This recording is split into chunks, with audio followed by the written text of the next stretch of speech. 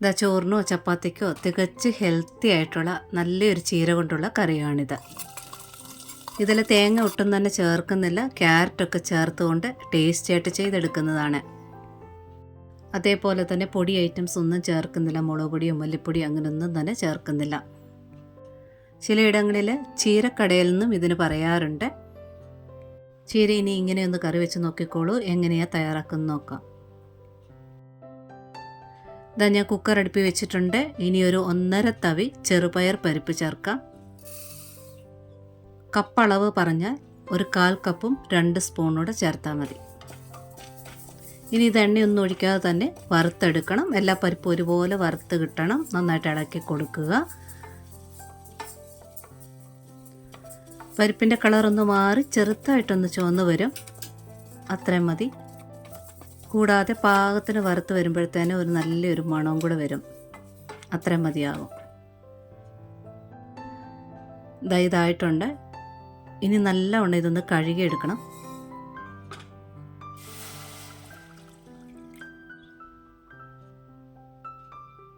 ഇതാ കഴുകിയെടുത്തുകൊണ്ട് വന്നിട്ടുണ്ട്. ഇനി ഇതിലോട്ട് അല്പം വലിപ്പമുള്ള ഒരു ക്യാരറ്റ് ചേർക്കുക. ഇനി ചെറുള്ളി ചേർക്കുക, ഒരു 10-12 എണ്ണം ചേർക്കുക. ഇനി 2 തക്കാളി ചേർക്കുക, ചെറുത്, നല്ല പഴുത്ത തക്കാളി ആയിരിക്കണം. ഇനി എരിവിനായിട്ട് പച്ചമുളക് മാത്രമാണ് ഇതിൽ ചേർക്കുന്നത്, വേറെ പൊടികളൊന്നും തന്നെ ചേർക്കുന്നില്ല. അപ്പോൾ എരിവിനനുസരിച്ച് 4, 5, 6 ഒക്കെ പച്ചമുളക് ചേർക്കാം. ചെറിയ 4 വെളുത്തുള്ളി കൂടി ചേർക്കാം. ഇനി വേറെ മുളക് പൊടിയൊന്നും മല്ലിപ്പൊടി ഒന്നും തന്നെ ഇതിൽ ചേർക്കുന്നില്ല, മഞ്ഞൾപ്പൊടി മാത്രമേ ചേർക്കുന്നുള്ളൂ. അല്പം മഞ്ഞൾപ്പൊടിയോട് ചേർത്തിട്ടുണ്ട്. ഇനി ഒരു 1.5 കപ്പ് വെള്ളം ഒഴിച്ചിട്ട് 4, 5 വിസിലടിച്ച് എടുക്കണം. നന്നായിട്ട് വെന്തെടുക്കണം. ഓരോരുത്തരുടെ കുക്കറിൻ്റെ അനുസരിച്ച് വിസിലിൻ്റെ എണ്ണത്തിൽ വ്യത്യാസം ഉണ്ടാകാം. ഇതൊരൽപ്പം തിക്കായിട്ട് എടുക്കുന്ന കറിയാണ്. അപ്പോൾ വേകാൻ പാകത്തിനുള്ള വെള്ളം കുക്കറിൽ ഒഴിച്ചാൽ മതിയാകും. വെള്ളം കുറവാണെന്നുണ്ടെങ്കിൽ കറിയിൽ പിന്നീട് നമുക്ക് ചേർക്കാവുന്നതാണ്. അഥവാ വെള്ളം കൂടിപ്പോയി കഴിഞ്ഞാൽ ഒരുപാടിട്ട് തിളപ്പിച്ച് വറ്റിക്കേണ്ടി വരും. ചീരയല്ലേ, ഒരുപാടങ്ങ് തിളപ്പിക്കേണ്ട. ഇതെല്ലാം ഉടഞ്ഞ് വരുന്ന രീതിയിൽ വെന്ത് കിട്ടിയിട്ടുണ്ട്. ഇതങ്ങോട്ട് മാറ്റി വയ്ക്കാം. ഒരു ചട്ടി അടുപ്പിൽ വെച്ചിട്ടുണ്ട്. ഇനി ചട്ടിയിൽ ചീര ചേർക്കാം. നല്ലവണ്ണം കഴുകി വൃത്തിയാക്കിയെടുത്ത് ചെറുതായിട്ട് അരിഞ്ഞ ചീര 3 പിടി, നല്ല 3 പിടി എടുക്കുന്ന അളവിൽ എടുത്തിട്ടുണ്ട്. ഇനി ഇതിൽ ഒരല്പം വെള്ളം ചേർത്താൽ മതിയാകും. ചീരയാണ്, നന്നായിട്ട് ഇതിനകത്തൊന്നും വെള്ളം ഇറങ്ങാനുണ്ട്, ഒതുങ്ങി വരും. ഒരു 1/2 ഗ്ലാസ് വെള്ളം ഒഴിച്ചിട്ടുണ്ട്. കുറച്ച് മഞ്ഞൾപ്പൊടി മാത്രം ചേർക്കുക. ഇപ്പോൾ ഉപ്പ് ചേർക്കരുത്. ഒന്ന് തിളച്ച് വന്നതിന് ശേഷം ഇത് ചീരയെല്ലാം ഒന്ന് നല്ലവണ്ണം ഒന്ന് ഒതുങ്ങി വരും. അതിന് ശേഷം ഉപ്പ് ചേർക്കുക. അതിന് ഇതൊന്ന് തിളച്ച് വരട്ടെ.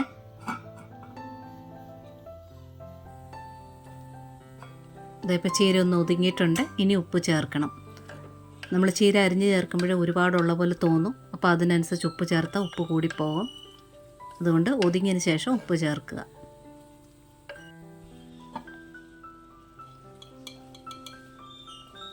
ഉപ്പ് ചേർത്ത് ഇളക്കിയിട്ട് ബാക്കിയോടെ നല്ലവണ്ണം ഒന്ന് വേവിച്ചെടുക്കുക.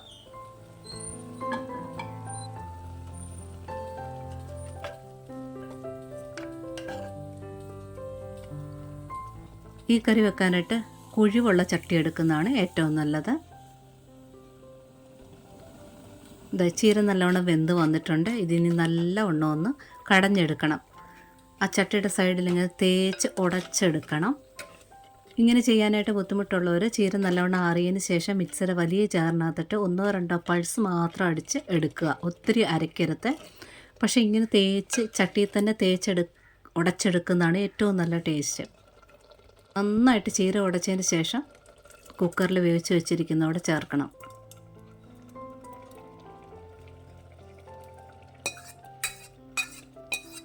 ഇനി ഇതെല്ലാം വീണ്ടും നല്ലവണ്ണം മിക്സ് ചെയ്തെടുക്കുക. പരിപ്പും ക്യാരറ്റും എല്ലാം നല്ലവണ്ണം വെന്തിരിക്കുകയാണ്. അതെല്ലാം ഇനി തേച്ചുടച്ച് ഈ ചീരയുടെ കൂടെ തന്നെ മിക്സാക്കി എടുക്കണം.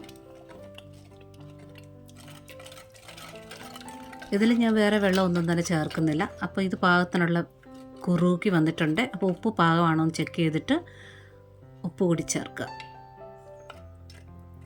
അഥവാ നിങ്ങൾക്ക് ഒരല്പം വെള്ളം വേണമെന്നുണ്ടെങ്കിൽ ഇതുപോലെ ലാസ്റ്റിൽ ചേർക്കാവോ, ചൂടുവെള്ളം ചേർക്കുക. ഒത്തിരി ലൂസാക്കരുത്, തിക്കായിട്ട് തന്നെ ഇരിക്കണം. ഇതിനെ ഒത്തിരി ഇട്ട് വിട്ട് തിളപ്പിക്കേണ്ട ആവശ്യമില്ല.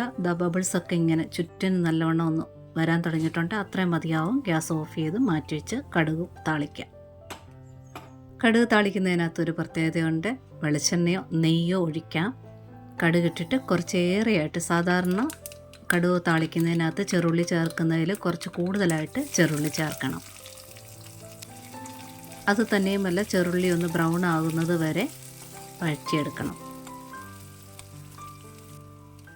പകുതി ചെറുള്ളി ഒന്ന് വഴന്ന് വരുമ്പോഴാണ് ഞാൻ വറ്റൽമുളക് ചേർക്കുന്നത്. ഇല്ലെങ്കിൽ അങ്ങ് ആദ്യമേ ചേർക്കുകയാണെങ്കിൽ ഒരുപാട് കരിഞ്ഞു പോകാനുള്ള ചാൻസ് ഉണ്ട്.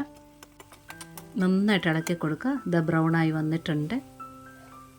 ഇനി ഗ്യാസ് ഓഫാക്കുക. ചൂടെണ്ണയിലോട്ട് തന്നെ ഒരു 2 നുള്ള കായപ്പൊടി ചേർക്കുക. ഇത്രയും ഇത് ബ്രൗൺ ആക്കി എടുക്കണേ. കൂടുതൽ കരിഞ്ഞ പോലെ ടേസ്റ്റ് മാറും.